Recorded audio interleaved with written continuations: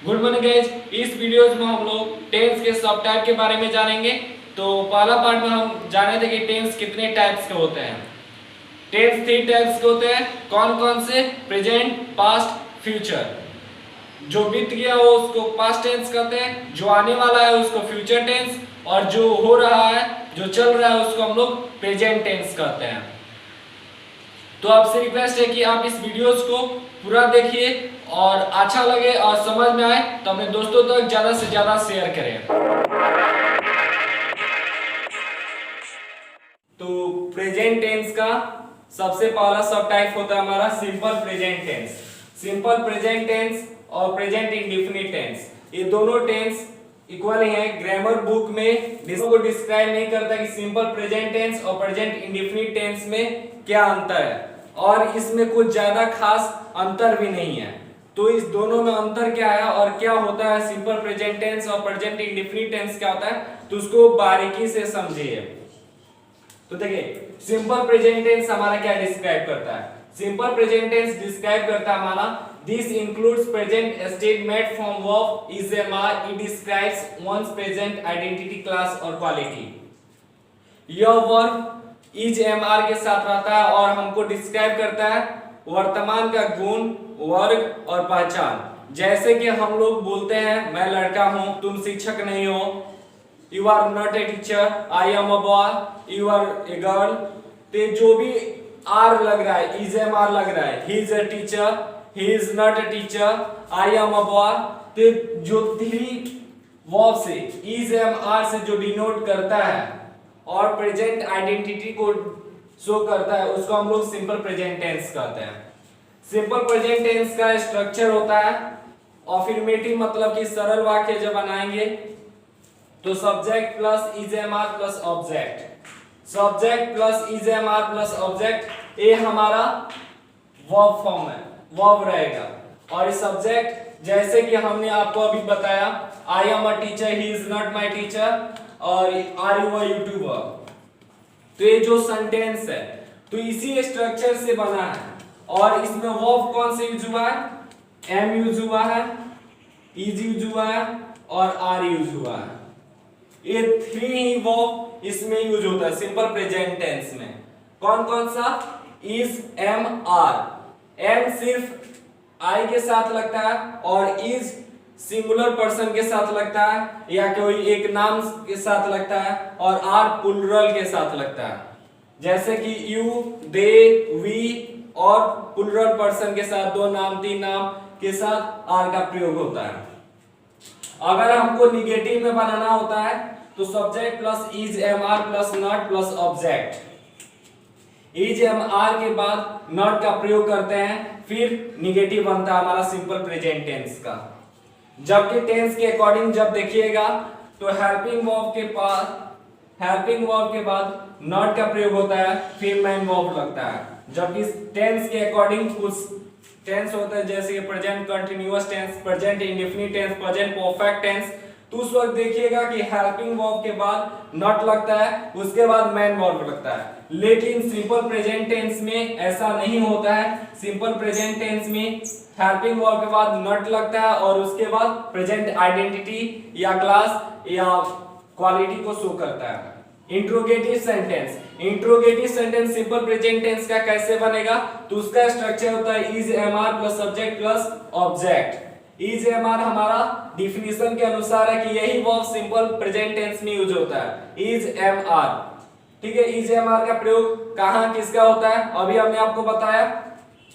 Subject होता है हमारा I, we, you, they, he, she, it's, Ram and Shyam, my father, girl, dogs, ये जो भी होता है वो सब्जेक्ट होता है।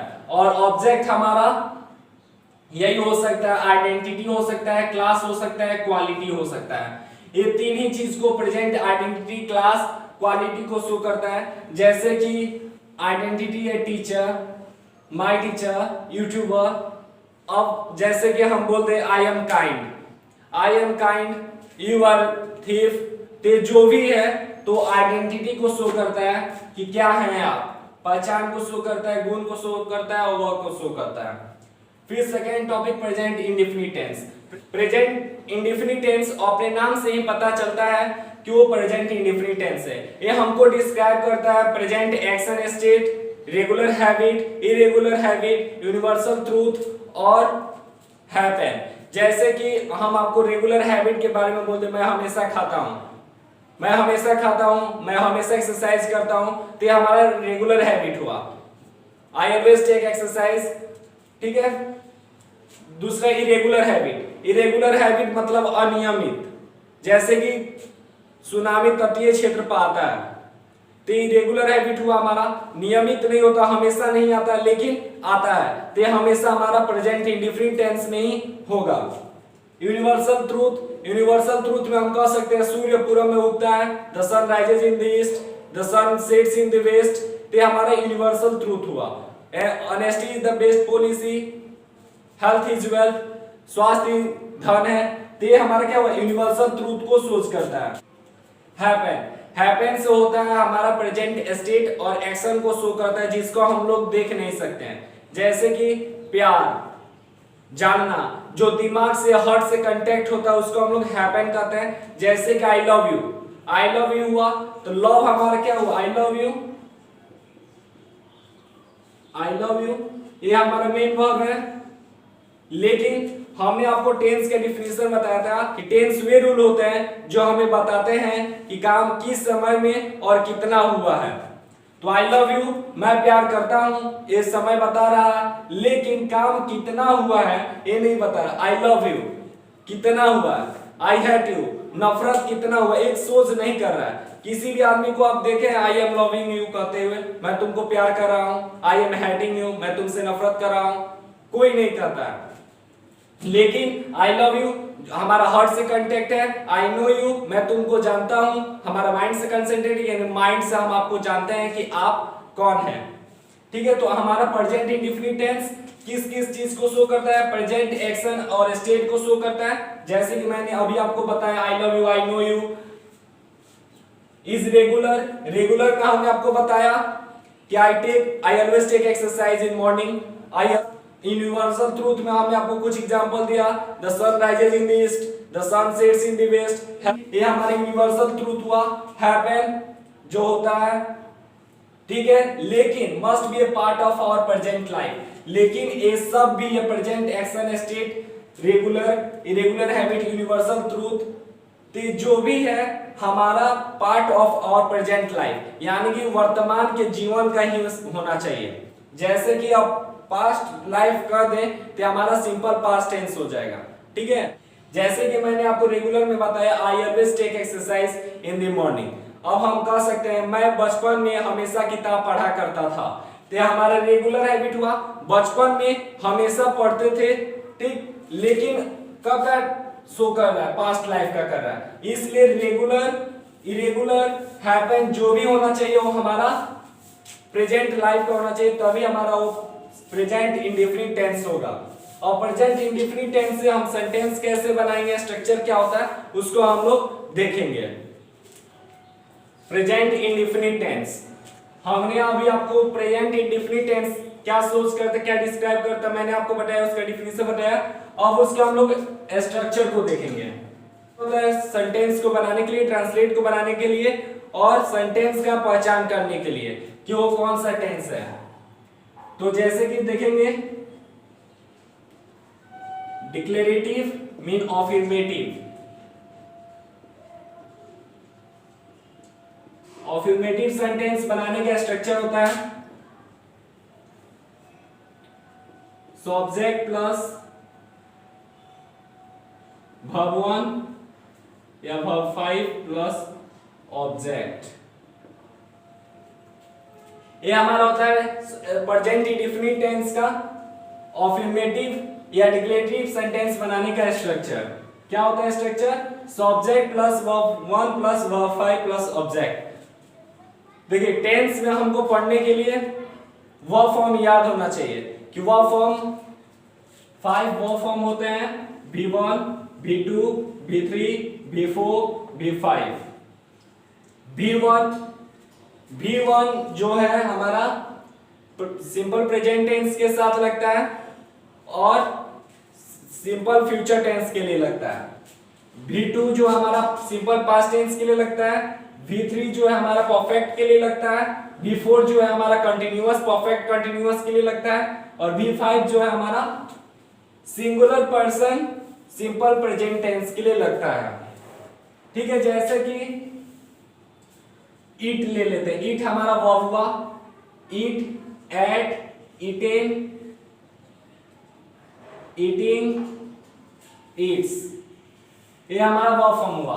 तो देखेंगे कि इस चार पांचों में कुछ कुछ परिवर्तन हुआ है। इसमें ईट जो था एट हुआ, फिर ईटेन हुआ, फिर ईटिंग, फिर ईट्स। ठीक, तो ईट जो है हमारा प्लूरल पर्सन के साथ लगेगा सिंपल प्रेजेंट टेंस में। जैसे कि मैं खाता हूं, आई ईट, मैं आम खाता हूं, आई ईट अ मैंगो। अगर वही पास्ट टेंस में होगा तो आई एट ए मैंगो, मैं एक आम खाता था। ईटेन में तो आई हैव ईटेन, और V4 में हमारा आई एम ईटिंग होगा, he was eating a mango होगा, I will be eating a mango होगा, I shall be eating a mango होगा। V5 हमारा he eats, she eats, it eats, the dog eats, तो उसके साथ ईट्स का प्रयोग होगा। समझने वाली बात यह है कि बहुत से लोग हैं जो कहते हैं कि वर्ब का जो verb 1 होता है वही उसका वाकई यानी कि प्यूरेस्ट फॉर्म होता है, यानी कि बेस फॉर्म होता है। V1 equal to base form, लोग कहते हैं V1 जो है वो हमारा बेस फॉर्म है या वर्ब है,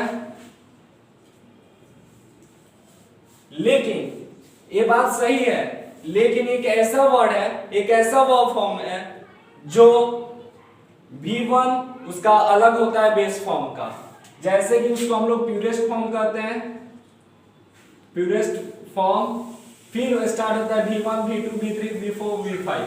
ठीक है, तो एक ऐसा वर्ब है जैसे कि बी एक ऐसा है जो प्यूरेस्ट फॉर्म है उसका अलग होता है, V1 में अलग होता है, V2 में अलग, V3 में अलग, V4 में अलग, V5 में अलग।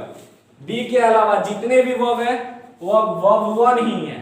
ठीक है, लेकिन एक बी ही एक ऐसा है जिसका प्यूरेस्ट फॉर्म एक अलग होता है, वर्ब 1 अलग होता है।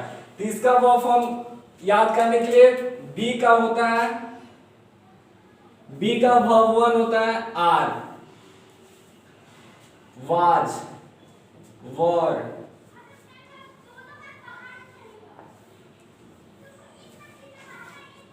बीन, बेइंग और इज। बी का वर्ब 1 होता है आर एम, वर्ब 2 होता है वाज वर, वर्ब 3 होता है बी, वर्ब 4 होता है बेइंग और वर्ब 5 होता है इज। जैसे कि आर एम का प्रयोग हमने आपको बताया, आर प्लूरल के साथ लगता है, एम सिर्फ आई के साथ लगता है, was were, was singular person के साथ लगता है, वर प्लूरल के साथ, और बीन हमारा हैव के साथ प्रयोग होता है। जैसे कि कुछ सेंटेंस में आई हैव बीन देखेंगे कि कुछ सेंटेंस में आई हैव बीन होता है, वर्ब नहीं होता है। तो बीन जो है हमारा वर्ब 3 है, और बेइंग होता है और इज होता है। बेइंग का प्रयोग हम लोग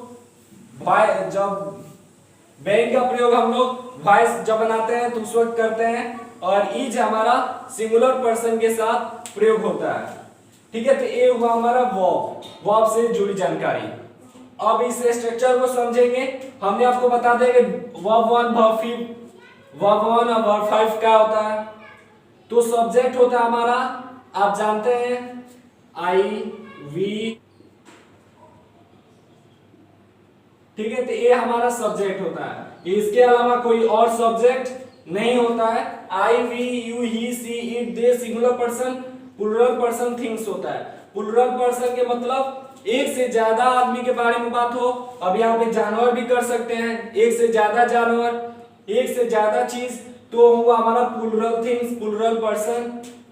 सिंगुलर में एक ही आदमी, एक ही जानवर, एक ही चीज के बारे में बात होता है तो उसको हम लोग सिंगुलर थिंग्स कहते हैं। ठीक है, तो आई के साथ एम का प्रयोग होता है। हमने आपको टेंस का जो पहला पार्ट बनाया उसमें हमने आपको इस सब्जेक्ट का बताया कि हेल्पिंग वर्ब, कौन सा हेल्पिंग वर्ब किस सब्जेक्ट के साथ यूज होता है। तो हमको बनाना है subject plus verb 1 plus verb 5 plus object. ठीक है, तो सब्जेक्ट में हम एक आई को सिलेक्ट करते हैं और एक सेंटेंस को बना देते हैं, आई ईट a mango. I eat a mango, आई हमारा सब्जेक्ट हुआ, ईट हमारा वर्ब हुआ वर्ब 1, ए हमारा आर्टिकल हुआ और मैंगो हमारा ऑब्जेक्ट हुआ। ठीक है, तो देखेंगे ये सेंटेंस जो है हमारा आसानी से बन गया, आई ईट अ मैंगो, और स्ट्रक्चर क्या हुआ हमारा, subject plus verb 1 plus verb 5 plus subject, ये हमारा स्ट्रक्चर यहाँ पे शो हो गया। आर्टिकल सेंटेंस में जुड़ता रहता है, नहीं भी जुड़ता है, और ये हमारा ऑब्जेक्ट हुआ। ठीक है, तो ये हमारा सेंटेंस बन गया। लेकिन तो प्रेजेंट इंडेफिनिट टेंस का अफर्मेटिव हुआ, प्रेजेंट इंडेफिनिट टेंस का नेगेटिव कैसे बनता है तो उसको देखेंगे। नेगेटिव सेंटेंस, इसका स्ट्रक्चर होता है subject plus do plus does plus not plus verb 1 plus object, ये हमारा नेगेटिव सेंटेंस का स्ट्रक्चर हुआ। ठीक है, तो सब्जेक्ट ये सब है, do does not verb 1 verb 5। देखिए डू का जो है, डू हमारा एक वर्ब है, जैसे कि हमने बी का ही बनाया तो उसी तरह डू है, तो डू का होता है do, did, done, doing, does. ये भी 1 है, ये भी 2 है, ये भी 3 है, ये भी 4 है, ये भी 5 है, तो ये हमारा डू का हुआ। हमने आपको बताया अभी सिर्फ एक बी ही ऐसा वर्ब है जिसका प्यूरेस्ट फॉर्म अलग होता है, वर्ब 1 अलग होता है, लेकिन बाकी जितने भी डिक्शनरी के वर्ड्स हैं वर्ब है उस वर्ब 1 ही होते हैं, प्यूरेस्ट फॉर्म में भी वही होते हैं। तो डू का वर्ब 1 होता है डू, वर्ब 2 होता है डिड, वर्ब 3 होता है डन, वर्ब 4 होता है डूइंग, वर्ब 5 होता है डज। ठीक है, तो डू का प्रयोग हमने आपको बताया है, जो वर्ब 1 होता है वो किसके साथ प्रयोग होता है, प्लूरल पर्सन के साथ प्रयोग होता है, और डिड का प्रयोग पास्ट टेंस में प्रयोग होता है, डन का प्रयोग वर्ब 3 जो है परफेक्ट में प्रयोग होता है, कंटिन्यूअस जो भी काम जारी होता है कंटिन्यूअस टेंस के बारे में बात होगा तो वर्ब 4 का बात होगा, और वर्ब 5 का बात singular person simple present tense में ही बात होता है। ठीक है, तो डू का डज हुआ, ये डू हमारे यहाँ पे एक हेल्पिंग वर्ब का काम करता है। ठीक है, तो सब्जेक्ट में हम जैसे कि अभी लेंगे, मैं आम खाता हूं तो आई ईट ए मैंगो बना, मैं आम नहीं खाता हूं तो बन जाएगा आई do not eat a mango, I do not eat a mango. तो इसमें हमारा सब्जेक्ट क्या हुआ, आई, डू हमारा हेल्पिंग वर्ब हुआ, नॉट हमारा स्ट्रक्चर के अनुसार आया, निगेटिव का रोल निभा रहा है, और ईट जो हमारा मेन वर्ब है, और ये आर्टिकल है, और मैंगो हमारा ऑब्जेक्ट है। ठीक है, तो डू का प्रयोग सिर्फ प्लूरल के साथ यानी कि आई के साथ प्रयोग होगा, वी के साथ प्रयोग होगा, यू के साथ प्रयोग होगा, दे के साथ होगा, और प्लूरल पर्सन के साथ डू का प्रयोग होगा, बाकी सबके साथ डज का प्रयोग होगा। तो एक साथ में बता देते हैं, तो सिंगुलर पर्सन के साथ एक सेंटेंस बताते हैं, वह इंग्लिश पढ़ाता है, वह इंग्लिश पढ़ाता है। तो सब्जेक्ट हमारा ही, पढ़ाना के इंग्लिश होता है टीचेस, पढ़ाना के इंग्लिश होता है टीच, और ईएस लग जाता है हमारा वर्ब 5 के लिए, और इंग्लिश पढ़ाता है ही टीचेस इंग्लिश। तो हमारा हुआ सेंटेंस, ही हमारा सब्जेक्ट हुआ, टीचेस हमारा मेन वर्ब हुआ, और इंग्लिश हमारा ऑब्जेक्ट हुआ। अब इसका निगेटिव कैसे बनेगा, तो निगेटिव बनाने के लिए हमको लिखना होगा he does not teach English, ये हमारा नेगेटिव सेंटेंस हो गया। ये हमारा he does not teach English हमारा नेगेटिव सेंटेंस बन गया। अब आप कहेंगे कि अभी हमने आपको बताया कि ही सिंगुलर पर्सन के साथ वर्ब 5 का प्रयोग होता है, लेकिन नेगेटिव में उल्टा क्यों होता है, तो नेगेटिव में उल्टा इसलिए होता है क्योंकि उसके पहले एक वर्ब को वर्ब 5 हम ले लिए रहते हैं, यानी कि सब्जेक्ट ही हमारा सिंगुलर था तो उसके पहले हमने डज का प्रयोग कर लिया है जो वर्ब 5 था, डू का वर्ब 5 होता है डज, जिसको हमने पहले प्रयोग कर लिया है, इसलिए यहाँ पे टीच का प्रयोग किया। अगर आप निगेटिव में नहीं डज का प्रयोग नहीं करते तो हमारा टीचेज ही होता। और एक आपको और जानकारी, नाउन को प्लूरल बनाने के लिए हम लोग प्रयोग करते हैं प्लस एस, ई एस, आई ई एस, ठीक है। ये हम लोग नाउन में प्रयोग करते हैं प्लूरल बनाने के लिए, जैसे कि बॉयज, बॉक्सेस, टैक्सीज, कंट्रीज, ठीक। लेकिन वर्ब में हम लोग सिंगुलर बनाते हैं एस ई एस लगाकर, जैसे कि ईट्स, टीचेस, रीड्स, स्विम्स। ये हमारा क्या है, ईट, टीच, रीड, स्विम हमारा वर्ब है, और एस लग गया जिसके कारण ये हमारा सिंगुलर वर्ब हो गया, यानी कि वर्ब 5 हो गया, ठीक है। तो ये आपको जानकारी हुई। अब इंट्रोगेटिव सेंटेंस यानी कि प्रेजेंट इंडेफिनिट टेंस से नेगेटिव सेंटेंस कैसे बनेगा तो उसको देखेंगे। देखिए इंट्रोगेटिव सेंटेंस कैसे बनता है, तो प्रेजेंट इंडेफिनिट टेंस के इंट्रोगेटिव बनाने के लिए do, does plus subject plus verb 1 plus object plus question mark.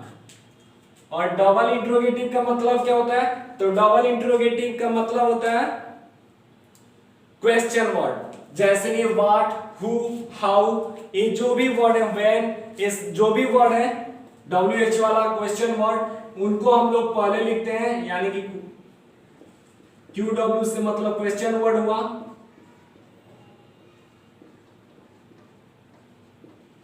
Question words plus do, does plus subject plus verb, ये हमारा स्ट्रक्चर है। इसमें भी क्वेश्चन मार्क का साइन डाल देंगे। तो इसमें डबल कहने का मतलब ये है कि एक तो यहाँ पे से था ही, डॉग्स के बाद से एक इंट्रोगेटिव सेंटेंस बना ही था, बाद में एक क्वेश्चन वर्ड्स भी जुड़कर इसको दो बार क्वेश्चन बना दिया, यानी कि दो बार इंट्रोगेटिव कर दिया है, इसलिए इसको हम लोग बोलते हैं इंट्रोगेटिव। और इससे वाक्य समझेंगे, जैसे कि मैंने आपको बताया अभी, आई ईट ए मैंगो, ये हमारा कौन सा सेंटेंस था तो ये हमारा सेंटेंस था अफर्मेटिव। दूसरा बताया आई ईट ए मैंगो का हमने कर दिया था, ये हमारा कौन सा था, निगेटिव। अब इंट्रोगेटिव बनाने के लिए थर्ड हमारा इंट्रोगेटिव, तो एक double interrogative question word plus do, does plus subject plus verb 1 question mark लगता है, ठीक है। तो ये क्यों बना डबल वर्ड, तो क्योंकि पहले डबल इंट्रोगेटिव, पहले से डज से एक इंट्रोगेटिव सेंटेंस बन ही रहा था, उसके बाद क्वेश्चन वर्ड जुड़कर एक बार फिर से क्वेश्चन कर दिया, इसलिए हम लोग इसको कहते हैं डबल इंट्रोगेटिव, ठीक। हमने आपको सेंटेंसेस बताया, आई ईट ए मैंगो अफर्मेटिव है, आई डू नॉट ईट निगेटिव है। अब इंट्रोगेटिव कैसे बनेगा, तो इंट्रोगेटिव होता है हमारा do I eat a mango. अब देखेंगे कि प्रेजेंट इंडेफिनिट टेंस में अफर्मेटिव सेंटेंस बनाने के लिए किसी भी हेल्पिंग वर्ब का यूज नहीं हुआ, मेन वर्ब का ही यूज हुआ। और वही निगेटिव में देख रहे हैं, इंट्रोगेटिव में देख रहे हैं, तो उसमें हमारा हेल्पिंग वर्ब का यूज हुआ। तो आप देखें ना कुछ फिल्मों में हीरो होते हैं जो सिर्फ अच्छे रोल करते हैं, निगेटिव रोल, विलेन का रूप, डेविल का रूप नहीं करते हैं, सिर्फ अच्छे रोल करते हैं, जैसे कि दिलीप कुमार थे, और भी बहुत से एक्टर हैं जो सिर्फ अच्छे ही रोल करते हैं, गुंडा का रोल नहीं करते हैं। तो उसी तरह जो भी हमारा मेन वर्ब है, यानी कि अफर्मेटिव प्रेजेंट इंडेफिनिट टेंस का है, तो उसमें किसी भी नेगेटिव रोल करने वाला को नहीं रखता है, सिर्फ मेन हीरो बनकर अपने ही आ जाता है। लेकिन नेगेटिव रोल और इंट्रोगेटिव में उसको करने के लिए किसी और का हेल्प करना होता है, जिसको हम लोग हेल्पिंग वर्ब कहते हैं, तो उसको बुला लेता है। और हेल्प करने वाला एक्शन, तो हेल्प करने वाला एक्टर कौन होता है, तो डू और डज। प्रेजेंट इंडेफिनिट टेंस में दो ऐसे एक्टर हैं जो निगेटिव रोल करते हैं, इंट्रोगेटिव रोल करते हैं, वो है हमारे डू और डज। तो do I eat a mango, हम उस वक्त से बता रहे हैं कि डू का प्रयोग कब होता है, क्यों होता है। तो डू हमारा आई के साथ प्रयोग होता है, ठीक, तो इसलिए हम यहाँ पे डू का प्रयोग लिख देंगे। एक और सेंटेंस को हमने आपको बताया था जिसमें सिंगुलर थर्ड पर्सन के बारे में बात किया था, ही ईट्स, ये हमारा निगेटिव हो गया था। उसी तरह इसमें भी इंट्रोगेटिव बनाने के लिए डज जो है उसको हम लोग पहले ला लेंगे, does he eat a mango, ये हमारा इंट्रोगेटिव हो जाएगा।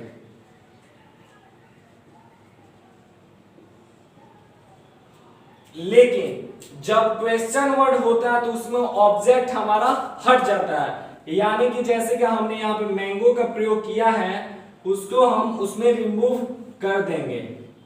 Do I eat a mango का मतलब होता है क्या मैं एक आम खाता हूं, does he eat a mango, क्या वह एक आम खाता है। लेकिन जब डबल इंट्रोगेटिव में होता है तो उस वक्त ऑब्जेक्ट लुप्त हो जाता है, क्योंकि उसमें जुड़ता है कि वह मैं क्या खाता हूं, मैं क्या खाता हूं, मैं आम क्या खाता हूं। ये तो कोई सेंटेंस नहीं है, क्या खाता हूं एक क्वेश्चन कर रहा है कि मैं क्या खाता हूं। डू डज से जो भी वाक्य बनेगा, इंट्रोगेटिव सेंटेंस बनेगा, उसका आंसर होता है यस या नो। जैसे do I eat a mango, क्या मैं एक आम खाता हूं, हाँ या ना। मैं आम खाता हूं तो या, नहीं खाता हूं तो ना, ठीक। यस या नो का जवाब हम लोग इसमें देते हैं। इंट्रोगेटिव में यस और नो का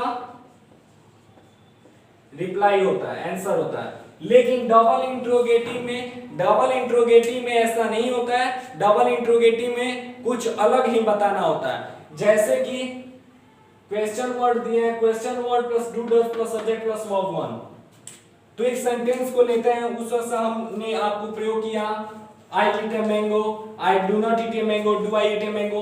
मैंगो का प्रयोग किया, मैंगो हमारा क्या था, ऑब्जेक्ट था।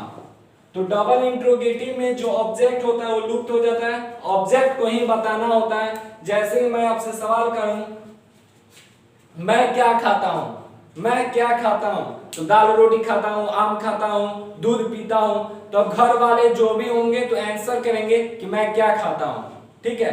अब तो वो नहीं कहेंगे मैं क्या खाता हूं, हाँ ये तो आंसर नहीं हुआ। मैं क्या खाता हूं, ऑब्जेक्ट, मैं क्या करता हूं, तो कर्म को बताएंगे कि हम कौन से काम को करते हैं, ठीक है। तो क्वेश्चन वर्ड वही होता है जो अलग से रिप्लाई में आए। जैसे कि अभी हम यहाँ पे इन्हीं से एक वाक्य बना देते हैं, what does he eat, what does he eat, वह क्या खाता है, व्हाट डज ही ईट, वह क्या खाता है।